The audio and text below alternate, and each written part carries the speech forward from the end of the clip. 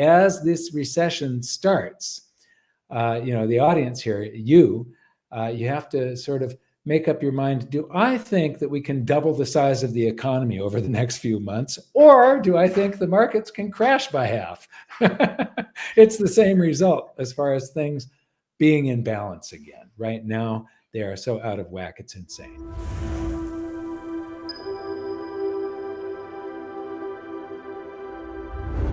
Hi, everyone. It's Mike and Alan again with the Gold Silver Show. And Alan has put together a sort of a recession indicator of the economy, a whole bunch of different data. Alan, what have you got for us?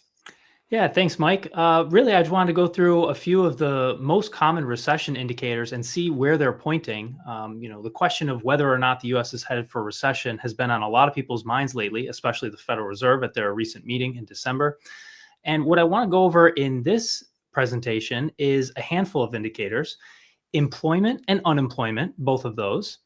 Yeah, so you've got heavily skewed data. They always want to make unemployment look less, and they always want to make employment look like it's more.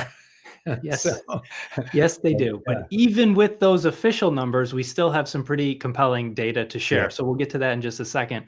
I also want to cover the Treasury yield curve and show how it has uninverted and then reinverted. Look at consumer sentiment, basically how people are feeling when they're surveyed about their economic prospects. And finally, a blood indicator that someone put together to show whether or not we're headed for a recession. So first of all, let's start with this chart presented by Kalani Omawi. Every single time got recession. And what he's referring to here is the civilian employment level and the year-over-year percent change. So basically, each data point here is saying how many people are employed and how does that compare to the number 1 year ago. And you can see that every time the percentage of people employed drops below zero, right? So fewer people employed, that accompanies a recession, either before, during, or after. So all of these negative numbers have these gray bars. Yes. One of the things that I would like to point out for everybody is when every time it starts dramatically falling, up until the 92 recession, every recession, we were already in a recession by the time it started to fall. And when it crosses that zero line, early on, that was like 69, 74. The recession is almost over with when it crosses the zero line. So recessions being a trailing indicator, they always come out and say, oh, well, we've been in a recession for the last 6 or 9 months or whatever. So we may be in a recession now, but this is interesting that without fail, this only goes negative in recessions. There isn't one false flag indicator in here. Exactly. And we've got a sample size of 1, 2, 3, 4, 5, 6, 7, 8. And right now would be the 9th time. So possibly we're in a recession right now. That'll be, like you said, a lagging indicator. So it won't be announced and officially declared until after the fact. But we've got 8 out of 8 in the past. And, right now could be 9 out of 9. So pretty reliable indicator here. Yep. So I have the same data on the Federal Reserve website in case anyone wants to check it out for themselves. It's just employment level. This is the number here. So I don't know. Is there anything you want to share about this one, Mike? The only thing is that the previous chart, those big spikes down and up in 2020 and 2022, I guess that is 2021, 2022, 2021, it looks like, they take up so much of the scale that the rest of the data becomes compressed. So the previous chart, it was easier to see what was going on during each recession. In fact, take your slider and go back to like 2019 instead of today, so people can see how the scale will expand. Right now, the scale goes, So now the previous data fills the screen, and that's pretty much what you saw on the other chart, because the other chart was generated by John Hussman, and he chopped off the top and bottom of those big old spikes that are outliers that made it more difficult to get that fine view into each one of the recessions to see what was going on. So exactly. Fantastic. Okay, now let's look at unemployment. This here is just the unemployment rate. So it's not necessarily measuring what unemployment is compared to a year ago or anything like that. It's just at each point in time, how many people are declared unemployed divided by the entire labor force. So you can see historically, ordinarily during expansions, the percentage or the proportion of the labor force that is unemployed is falling. There's fewer and fewer people who are unemployed until it starts to curl up slowly, and then we get a recession where the unemployment rises very sharply. And that's sort of the pattern. Yeah, a roll up and then a sharp increase during a recession. Yeah, you can especially see the curl up from the just before the 1991 recession or 1990, and then every recession after that one. You can see that curl up, and then the recession starts. And we definitely have a curl up going on today. Now, the COVID recession of 2020, that was a different story. That's just suddenly lockdowns and a lot of people losing their jobs just instantly overnight, basically. Yeah. So that's the only outlier here. But let's show the audience something a little interesting. Why don't you hit edit graph and do year over year change or month over month. So from a year ago.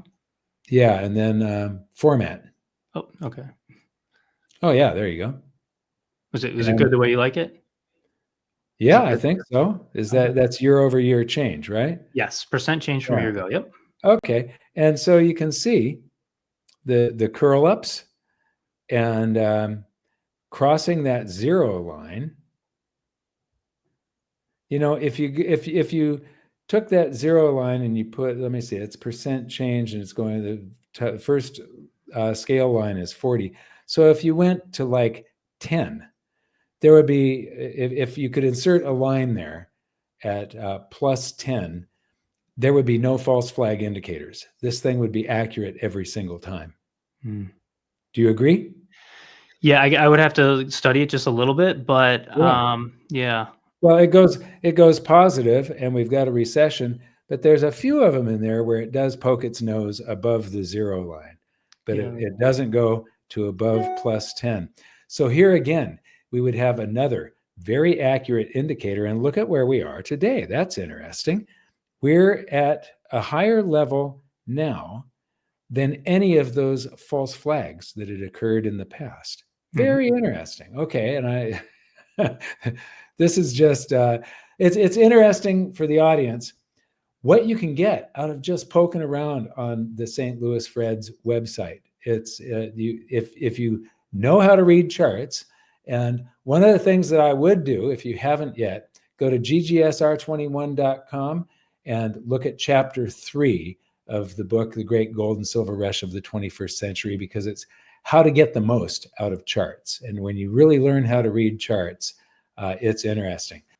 All right, our next indicator here is the yield curve. We're looking at the 10-year Treasury minus the 2-year Treasury.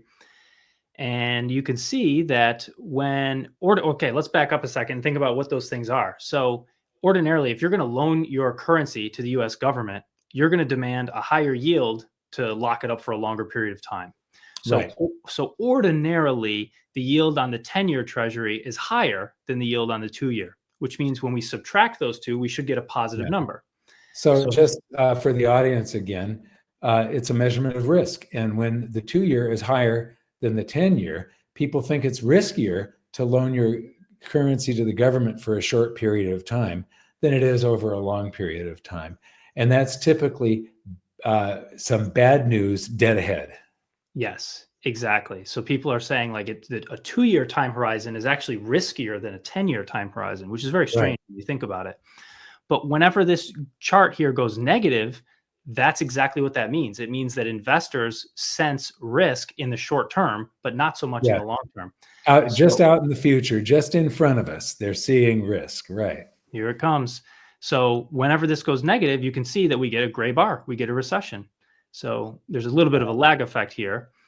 But yeah, when it goes negative here, there's a lag effect, we get a recession. And then when it goes negative here, we get a recession. That was in the early 2000s. And most recessions come after it reverts or uninverts, or however you want to phrase that, right? Mm-hmm.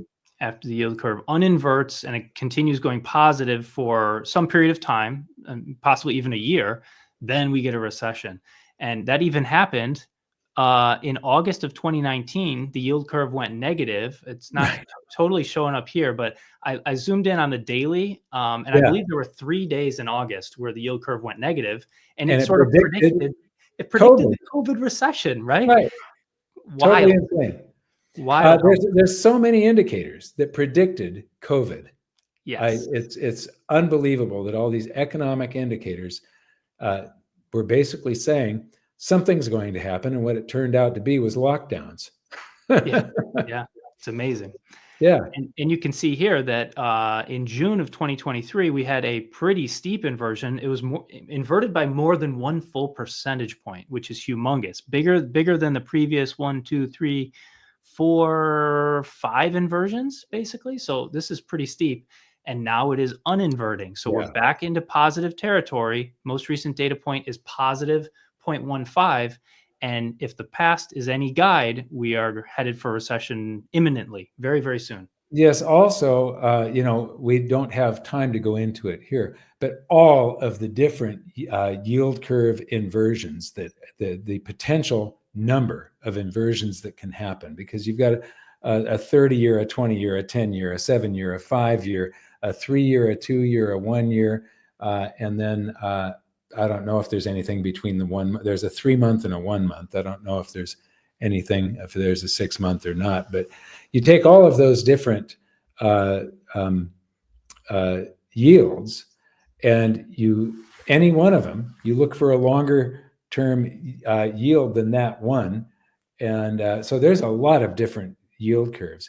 And I believe during this last dip, all of them became inverted. And the number of inversions sort of is a predictor of, well, actually, the 2008 global financial crisis, that was a pretty bad recession. But normally, the number of yield curves that invert and the length of the inversion, how long they stay inverted, sort of predicts how bad the coming recession is going to be.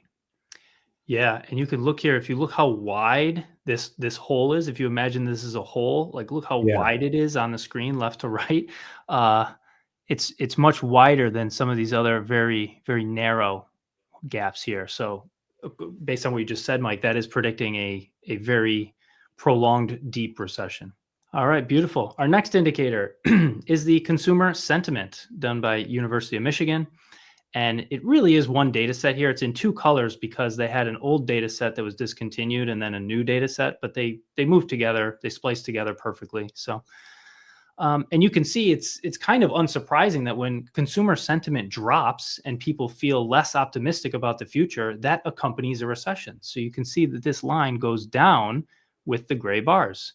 And sometimes it's at the beginning, sometimes the middle, sometimes the end. But usually when we get a big drop in sentiment, we also get a recession at the same time.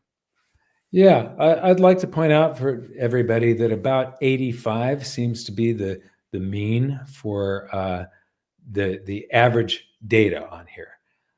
And if you look back in the 50s and 60s, the average level was much higher than it's been. Yeah, it was the average there is like 90 to 95.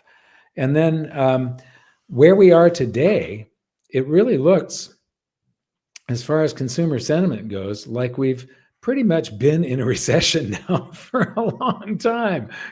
Looks like it goes, we may have poked our nose back up above the water as far as consumer sentiment in 2021 or 2020, whatever that, not that spike, but the previous one.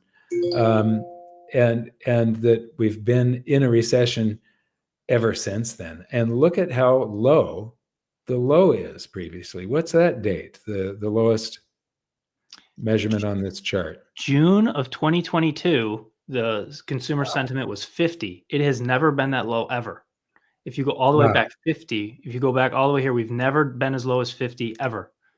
So Right. that was June of 2022, lowest data point on record. And so you probably would have And expected, or at least I would, that during this giant drop from 88 all the way down to 50, you probably would have expected a recession there with all the right. pessimism, but we didn't get one. So maybe it was pent Well, up, or who knows? yeah, I don't know what consumer sentiment includes, but if you look at where we are today, and then you measure all of the days that we've been down at, not at 50 there, but where we are today, and then you go back through the chart, you put all, you'd end up, this chart goes back to 1954, and you'd only end up with about a year or two worth of days that are down at this level since 1954.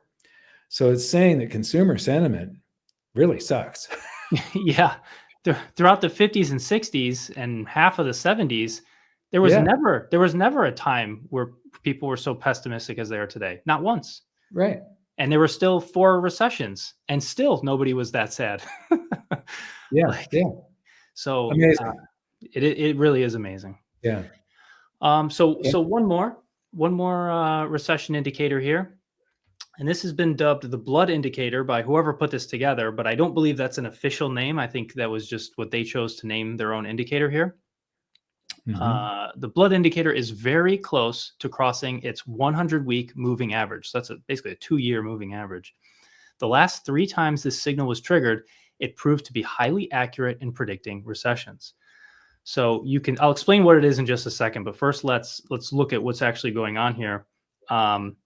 If you look at the black line, okay, so it goes up and down, but the blue line is the 100-week moving average. It's got these nice smooth humps, peaks and troughs, Mhm. like any moving average would. But when the data line crosses below it, we get a gray bar, a recession right afterwards. And that has happened 3 times: the early 2000s, the late 2000s, and then COVID. So, and Again, predicting COVID. Unbelievable. yes, yes, and markets are so amazing like that. Right. Okay, so what is this indicator? So it is a little kind of confusing. It's basically the U.S. 3-month Treasury bill divided by the high yield spread ratio. Okay, or the whole thing is a ratio, so it's one thing Yeah. divided by another. Just for the audience, high yield is high yield corporate bonds. Exactly. So those are high yield corporate bonds. So anything below investment grade. So it's not those high quality names, which have good credit ratings and low yields. It's the below investment grade names that have a higher yield because they also have a higher risk of default. Yeah. So basically, you look at the credit spread between the two, between those below investment grade corporate bonds, and see what's the risk premium relative to 3-month treasuries. Okay, and that's Right. your denominator in the ratio, is that difference, and your numerator is the 3-month treasury bill Yeah. yield. So basically, it's sort of measuring how is risk shifting from the risk-free rate, which is a terrible name, but it's basically like if you loaned your currency to the government compared to loaning it to these riskier companies. So it's Okay. I'd like to point out for the audience that this data ends this is from December 10th, and the S&P 500 has done a little bit of a pullback, and then the Federal Reserve has cut rates. It's been a very small rate cut, but that made the rate cut. What follows the Fed funds rate most closely when it comes to US Treasuries? It's all the short term stuff. And so the 3-month is probably going to fall by about a quarter point. And so that black line is going to get closer to the 100-week moving average. exactly. And because one thing that we found out was that blood indicator sort of follows the Fed funds rate. So take us through the next couple of charts here. Yeah, and real quick before I do, let me just kind of state the obvious for anyone who might have missed it. Not only is this predicting a recession, but at the same time, it's predicting a massive correction in the S&P 500, right? So, and Yeah. that's not necessarily true of the other indicators we looked at today. So you can see big drops here during these recessions. So it's quite possible that we get a recession and a pullback in the stock market. And for anybody who wants to recreate this themselves, you can do it with Federal Reserve data. It looks like this. You're going to want to pause the video and see what these series are that I added here. But this data that we're looking at is basically the black line from the previous chart. Yeah, so it's the Treasury bill divided by the high yield. The high yield spread. Yep. Yeah, exactly. And so, yes. And if you don't think that there's a big market correction coming, just take a look at Alan, the last several videos that Alan and I did about the economy and the markets. They're so overvalued. Something has to go back into balance with the economy. And so the rest of the economy can either suddenly take a big leap up, or the stock markets and other investment classes can take a big crash. And so do you think we can, as this recession starts, the audience here, you have to sort of make up your mind, do I think that we can double the size of the economy over the next few months? Or do I think the markets can crash by half? It's the same result as far as things being in balance again. Right now, they are so out of whack, it's insane. Yes, absolutely they are. Okay, so one other thing I want to show as in terms of recession indicator, which looks very similar to the chart we have on screen, it's actually the Fed funds rate. So let me just go back and forth real quick. What this looks like. That's the Fed funds rate. Very similar. And this is, of course, another predictor of a looming recession. The Fed funds rate, the Fed usually cuts rates as a recession gets close. And so they usually cut it right before a recession starts, and they cut it through the recession. And then after the recovery, they hike rates again. And that's sort of the pattern that repeats. So they started cutting rates before the recession. Then we got the recession. They cut through the recession. And then the same thing happened leading up to COVID. So the Federal Reserve somehow knew that a COVID recession was coming, right? They cut rates, and then we got our recession, and then it's deja vu all over again. And the Fed has been cutting rates. We've gotten a 50 basis point cut, a 25 basis point cut, and another 25 basis point cut, which hasn't showed up here. And so, yeah, it's certainly looking like another recession is right on the horizon. It definitely does. And I just want to point out that the first rate cuts came after the NASDAQ started to fall. So the NASDAQ was already, had begun its crash back in the year 2000 before that recession hit, which was, I believe, I think that, September of 2000. Yeah, that recession was around, okay, it starts in March 2001. So we were already in it when 9/11 happened, right? That was September of 2001. So 9/11 was here. Yeah, okay. But then the next one where it starts to fall, the stock market wasn't anywhere near the bubble. That was the real estate bubble that was happening in 2007. The next time we go from the peak and it rolls over. So the stock market still underwent an enormous correction, but it wasn't half the bubble that it was during the NASDAQ bubble of 2000 when it comes to overvaluations. The next rollover, stocks and real estate were not as nearly overvalued as they are now. Real estate isn't as overvalued as stocks, but it is if you go to the Robert Shiller's 20-city index of that's inflation adjusted real estate. Real estate is in a big bubble. And when you look at things like the mortgage rent ratio or the average income to average home price ratio, real estate is like in one of the biggest bubbles ever. And the stock market has never been this overvalued in all of its history. And so we've started these rate cuts saying if you look at this data, how accurate it is and how reliable it is, the Fed sees something out there in the future. Now, if you've got the stock market at all-time highs and most of the economy you've got unemployment near lows and everything seems peachy in the economy, why is the Fed cutting rates? They see something nasty out there in the future. Now, I think that they may not think it's that nasty because it wasn't a huge rate cut, but look at the previous times that it rolled over and then something happened. And we've got a rollover here. And remember, for the audience, you need to add another 1/4 point rate cut on the end of this thing because the rate cut happened just the day before we're making this video. So the data isn't in here yet.